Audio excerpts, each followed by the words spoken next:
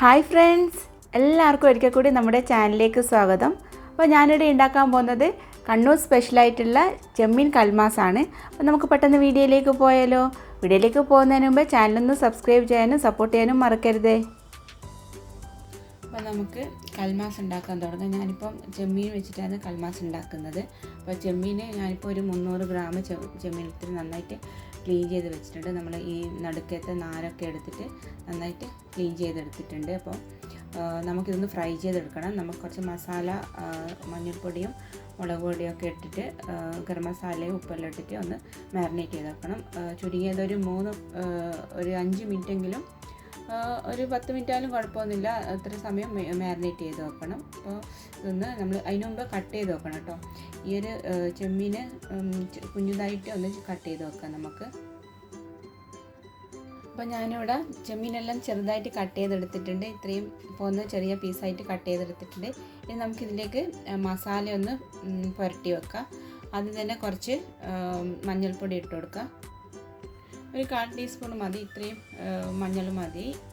പിന്നെ വേണ്ടത് കുറച്ച് മുളക് പൊടിയാണ്. കുറച്ച് ഒരു ടീസ്പൂണ് മുളക് പൊടി ചേർത്തിട്ടുണ്ട്. പിന്നെ കുറച്ച് ഉപ്പ് ചേർത്ത് കൊടുക്കുക. ഉപ്പ് ഒരുപാടാവണ്ട, ഇത്രയും ഉപ്പ് ചേർത്തിട്ടുണ്ട് മസാലയിലേക്ക്. പിന്നെ ഒരു ടീസ്പൂണ് പെരുംജീരകവും കൂടെ ചേർക്കുന്നുണ്ട്. പെരുംജീരകപ്പൊടി ഒരു ടീസ്പൂൺ ചേർത്തിട്ടുണ്ട്. അപ്പം നമ്മൾ ഈ മസാലയെല്ലാം ചേർത്തതിന് ശേഷം നന്നായിട്ടൊന്ന് മിക്സ് ചെയ്ത് കൊടുക്കുക. ചെമ്മീൻ ഒന്ന് നന്നായിട്ട് മിക്സ് ചെയ്ത് കൊടുക്കാം മസാലയെല്ലാം. അപ്പോൾ ഇതൊരു 15 മിനിറ്റ് ചുരുങ്ങി നമ്മളിതൊന്ന് മാറ്റി വെക്കണം, മസാല പുരട്ടിയിട്ട്. അപ്പോൾ ഇതൊന്ന് നമുക്ക് കുറച്ച് സമയത്തേക്ക് മാറ്റി വെക്കാം. അപ്പോൾ മസാല പുരട്ടിയതിന് ശേഷം ഇതൊന്ന് മാറ്റി വെക്കാം ഒരു 15 മിനിറ്റ്. അപ്പോൾ നമുക്ക് കൽമാസിൻ്റെ മാവൊന്ന് റെഡിയാക്കി എടുക്കാം. അതിന് വേണ്ടിയിട്ട് ഒരു കപ്പ് നൈസായിട്ടുള്ള പൊടി എടുത്തിട്ടുണ്ട്. ഞാനിവിടെ ആമീസിൻ്റെ പൊടിയാണ് എടുത്തിട്ടുള്ളത്. ആമീസ് പത്തിരിപ്പൊടിയാണ് എടുത്തിട്ടുള്ളത്. അതിന് നമ്മൾ ചൂടുവെള്ളമൊന്നും ഉപയോഗിക്കേണ്ട. ചൂടുവെള്ളം ഉപയോഗിക്കേണ്ടതിന് നമുക്ക് പച്ചവെള്ളത്തിൽ ഈ പൊടി നമുക്ക് കുഴക്കാൻ പറ്റും. അപ്പോൾ അതാണ് ഇതിൻ്റെ ഒരു ഗുണം എന്ന് പറഞ്ഞാൽ. അപ്പോൾ ഞാനിപ്പോൾ ആമീസ് പൊടിയാണ് എടുത്തിട്ടുള്ളത്. അത് എല്ലാവരുടെയും സൂപ്പർ മാർക്കറ്റിൽ അവൈലബിൾ ആണ്. അപ്പം ഞാനിപ്പം അരിപ്പൊടി ഇട്ട് കൊടുത്തിട്ടുണ്ട് ഒരു ബൗളിലേക്ക്. മാവിൻ്റെ കൂടെ ചേർക്കാനായിട്ട് ഞാനൊരു 1/2 കപ്പ് തേങ്ങ എടുത്തിട്ടുണ്ട്, ചിരവിയ തേങ്ങ. ഇതിൻ്റെ കൂടെ തന്നെ ഒരു 6 ചെറിയുള്ളി കൂടെ ചേർക്കാം. ഇതിനകത്ത് നമ്മൾ അരച്ചിട്ട് ചേർക്കണം. ഈ അരിപ്പൊടിൻ്റെ അകത്ത് നമ്മൾ നന്നായിട്ട് അരച്ചിട്ട് ചേർക്കാനുള്ളതാണ്. തേങ്ങയും ചെറിയുള്ളിയും കുറച്ച് പെരുംജീരകവും ചേർക്കണം. പിന്നെ ഒരു ടീസ്പൂണ് പെരുംജീരകം വേണം. പെരുംജീരകം ഞാനിപ്പോൾ ചേർത്തിട്ടുണ്ട്. ഇനി നമുക്ക് ഇതിലേക്ക് ആവശ്യത്തിന് ഉപ്പ് കൂടെ ചേർക്കാം. അപ്പോൾ ഉപ്പ് കുറച്ച് ചേർക്കുന്നുണ്ട്. ഈ ഒരു തേങ്ങയ്ക്ക് ആവശ്യമായിട്ടുള്ള ഉപ്പ് ചേർത്തിട്ടുണ്ട്. ഇത് ആദ്യം ഒന്ന് നന്നായിട്ട് ഒന്ന് ക്രഷ് ചെയ്തിട്ട് എടുക്കണം. എന്നിട്ട് കുറച്ചൊന്ന് അരിഞ്ഞു കഴിഞ്ഞാൽ നമുക്ക് കുറച്ച് വെള്ളം ഒഴിച്ചിട്ട് വേണം ഇത് നന്നായിട്ട് അരച്ചു കൊണ്ടുവരാൻ. അപ്പോൾ കുറച്ചൊന്ന് ക്രഷ് ചെയ്ത് കൊണ്ടുവരട്ടെ. അപ്പം നല്ലോണം അരച്ചു കൊണ്ടുവന്നിട്ടുണ്ട് തേങ്ങ ഒരു കൂട്ട്. അപ്പോൾ ഇനി ഇതിലേക്ക് ചേർത്ത് കൊടുക്കാം. അരിപ്പൊടിയിലേക്ക് നമുക്ക് ഒന്ന് ഇതിലേക്ക് ചേർത്ത് കൊടുക്കാം. ഇതിൻ്റെ ഉപ്പ് ഒന്ന് ശ്രദ്ധിക്കണം കേട്ടോ. നമ്മൾ സാധാരണ അരി കുഴക്കുന്ന സമയത്ത് കുറച്ച് ഉപ്പ് ഇടുമല്ലോ. പക്ഷേ ഞാനിപ്പം തേങ്ങേൻ്റെ അകത്ത് ഡയറക്റ്റ് ഇട്ടുകൊണ്ട് തന്നെ നമ്മൾ നോക്കിയിട്ട് വേണം ഉപ്പ് ചേർക്കാൻ. അപ്പോൾ കുറച്ച് വേണ്ടി വരും. അപ്പോൾ അത് നമുക്ക് ചേർത്ത് കൊടുക്കാം. ഉപ്പ്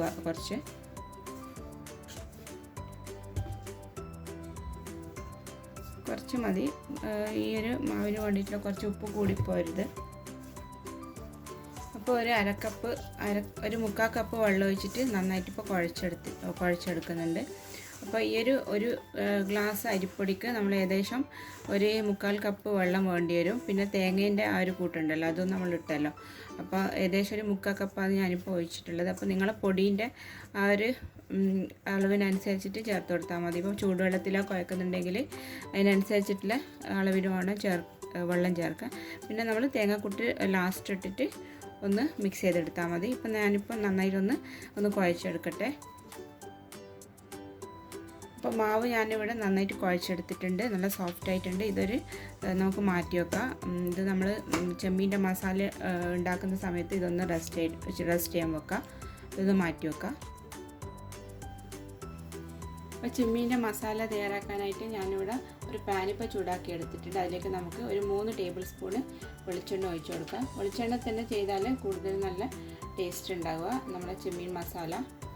അപ്പോൾ 3 ടേബിൾ സ്പൂൺ വെളിച്ചെണ്ണ ഒഴിച്ച് കൊടുത്തിട്ടുണ്ട്. ഇതൊന്ന് ചൂടാകട്ടെ. അപ്പോൾ വെളിച്ചെണ്ണ നന്നായിട്ട് ചൂടായിട്ടുണ്ട്. ഇനി നമുക്ക് ഈ ചെമ്മീൻ ഇതിലേക്കിട്ട് ഒന്ന് ഫ്രൈ ചെയ്തെടുക്കാം. അപ്പോൾ ചെറുതായിട്ട് കട്ട് ചെയ്തുകൊണ്ട് തന്നെ പെട്ടെന്ന് ഇത് നന്നായിട്ട് ഫ്രൈ ആയിക്കോളും. അപ്പോൾ ഞാനിപ്പോൾ മുഴുവനായിട്ട് ഇതിലേക്ക് ചേർക്കാൻ പോവാണ്. നന്നായിട്ടൊന്ന് ഫ്ലെയിം കൂട്ടി വെച്ചിട്ട് വേണം നമ്മൾ ചെമ്മീൻ ഫ്രൈ ചെയ്യാൻ. അപ്പോൾ ഇതൊന്ന് ഫ്രൈ ആവട്ടെ.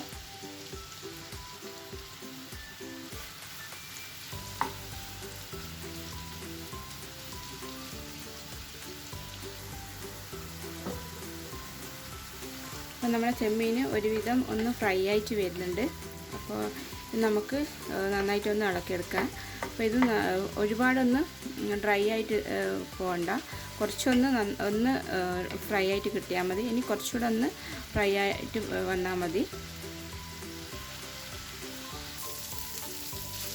അപ്പോൾ നമ്മുടെ ചെമ്മീൻ നന്നായിട്ടൊന്ന് ഫ്രൈ ആയിട്ട് വന്നിട്ടുണ്ട് കേട്ടോ. ഇത് നമുക്കിനി മാറ്റിയിട്ട് ഒന്ന് തണിഞ്ഞതിന് ശേഷം ഒന്ന് മിക്സീൻ്റെ ജാറിൽ ഒന്ന് ക്രഷ് ചെയ്ത് കൊണ്ടുവരാം. അപ്പോൾ എന്താ വെച്ചാൽ നമ്മൾ മസാല നമ്മൾ കൽമാസിൽ വെക്കുന്ന സമയത്ത് ഒരുപാട് പുറത്ത് പോവില്ല, ഇങ്ങനെ മിക്സീൻ്റെ അകത്ത് ഒന്ന് ക്രഷ് ചെയ്തെടുത്താൽ. അപ്പോൾ ഇതൊന്ന് തണിയാൻ വേണ്ടിയിട്ട് മാറ്റി വെക്കാം. അപ്പോൾ മസാല ഉണ്ടാക്കാൻ വേണ്ടിയിട്ട് ഞാനൊരു പാൻ ഇപ്പോൾ ചൂടാക്കാൻ വെച്ചിട്ടുണ്ട്. അതിലേക്ക് നമുക്ക് കുറച്ച് വെളിച്ചെണ്ണ ഒഴിച്ച് കൊടുക്കാം. ഒരു 2 ടേബിൾ സ്പൂൺ മതി, കുറച്ച് മതി. അപ്പോൾ നമ്മൾ വെളിച്ചെണ്ണ ഒന്ന് നന്നായിട്ട് ചൂടായിട്ടുണ്ട് കേട്ടോ. അപ്പോൾ ഇനി ഇതിലേക്ക് ഇഞ്ചി ചെറുതായിട്ട് കട്ട് ചെയ്ത ചെറിയ പീസ് മതി, അത് ചേർത്ത് കൊടുത്തിട്ടുണ്ട്. പിന്നെ ഒരു 4 അല്ലി വെളുത്തുള്ളി അതുകൂടെ ചേർക്കാം. പിന്നെ കുറച്ച് കറിവേപ്പില, ഒരു ചെറിയ തണ്ട് കറിവേപ്പില ചേർത്ത് ചെറുതായി കട്ട് ചെയ്താണ് കേട്ടോ.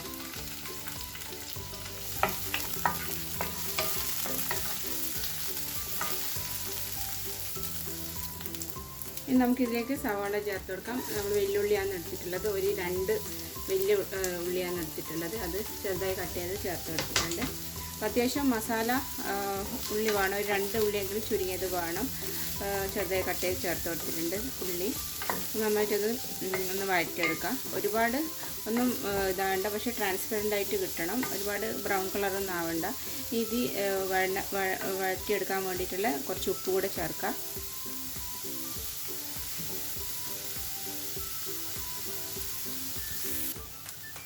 അപ്പം നമ്മൾ ഉള്ളി നല്ലോണം ട്രാൻസ്പെറൻ്റ് ആയിട്ടുണ്ട്, ഒന്ന് വഴന്ന് വന്നിട്ടുണ്ട്. ഇതിലേക്ക് നമുക്ക് ക്രഷ് ചെയ്ത് വെച്ച നേരത്തെ ഫ്രൈ ചെയ്ത് വെച്ചിട്ട് ഒന്ന് ക്രഷ് ചെയ്ത് വെച്ച പ്രോൺസ് ചേർത്ത് കൊടുക്കാം.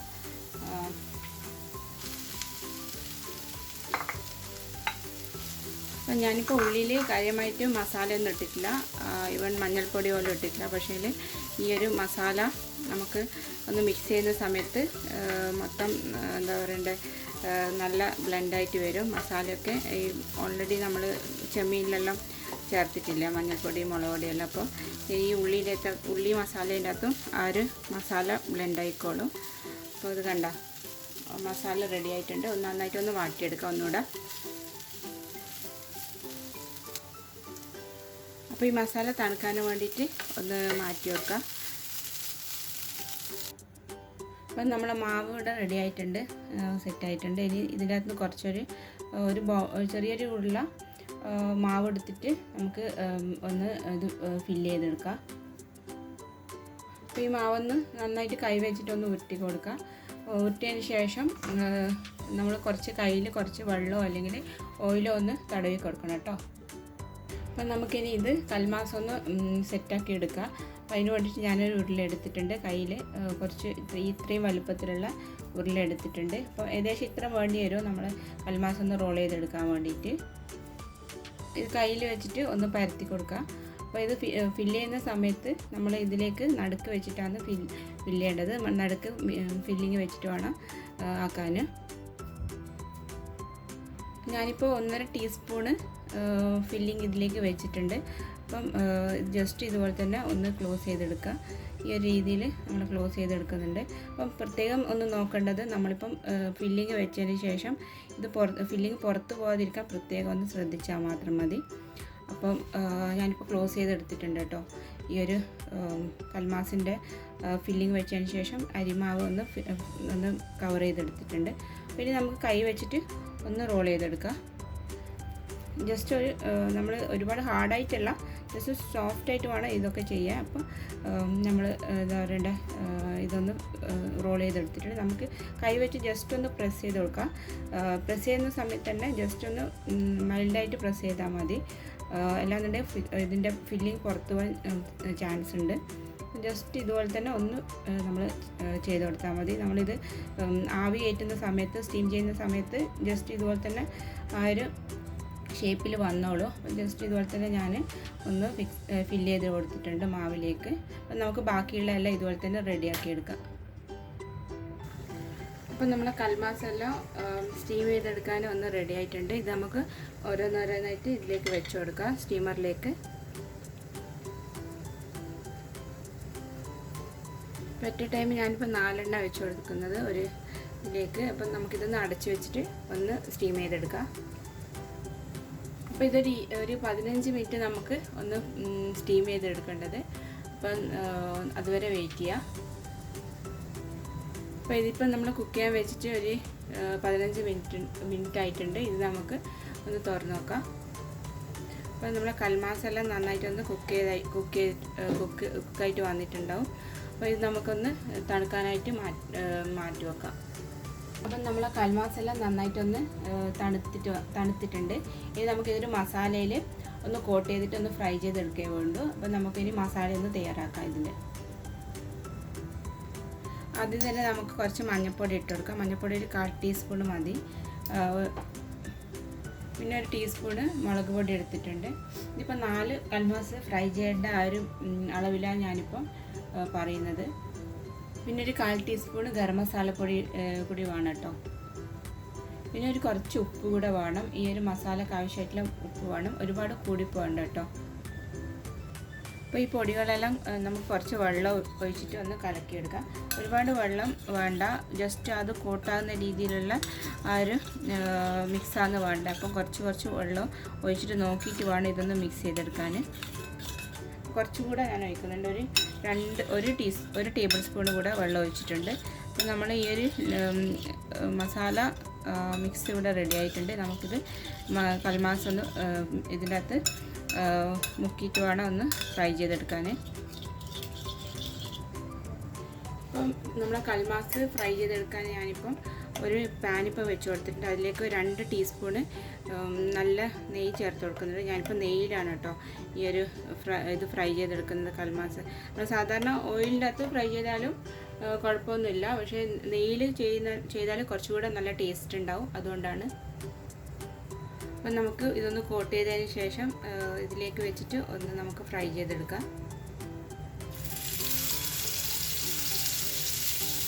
ഓരോന്നോരോന്ന് ഇതുപോലെ നമ്മൾ ഡിപ്പ് ചെയ്തിട്ട് ഈ മസാലയിലേക്ക് ഡിപ്പ് ചെയ്തിട്ട് ഇതിലേക്ക് വെച്ച് കൊടുക്കാം.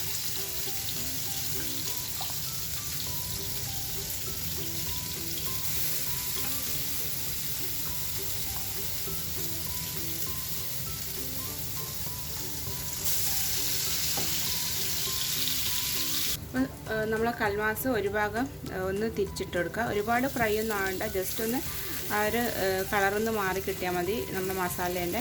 ഇതൊന്ന് തിരിച്ചിട്ട് കൊടുക്കുക. അപ്പോൾ നമ്മളെ കൽമാസ് ഒന്ന് മൊഞ്ചാക്കാനായിട്ട് ഞാൻ കുറച്ച് മല്ലിയില ഇതിലേക്ക് വെച്ച് കൊടുക്കുന്നുണ്ട് കേട്ടോ. അപ്പോൾ കുറച്ചും കൂടെ നല്ല കാണാൻ നല്ല മൊഞ്ചുണ്ടാവും. അപ്പോൾ ഞാനിപ്പം ഫോട്ടോ എടുക്കേണ്ടതുകൊണ്ട് തന്നെ ഇത് മല്ലിയില ഇട്ട് കൊടുക്കുന്നുണ്ട്. അപ്പം ഇത് നിർബന്ധം എന്നുള്ള കാര്യമില്ല കേട്ടോ, ജസ്റ്റ് ഇതുപോലെ തന്നെ വെച്ച് കൊടുക്കുന്നതെന്ന് മാത്രം. അപ്പോൾ ഇത് ഒന്നുകൂടെ ഒന്ന് തിരിച്ചിട്ട് കൊടുക്കുക. എന്നാലും നമ്മളെ ഈ ഒരു മല്ലിയില കറക്റ്റായിട്ടൊന്ന് ജസ്റ്റ് കളറ് മാറും.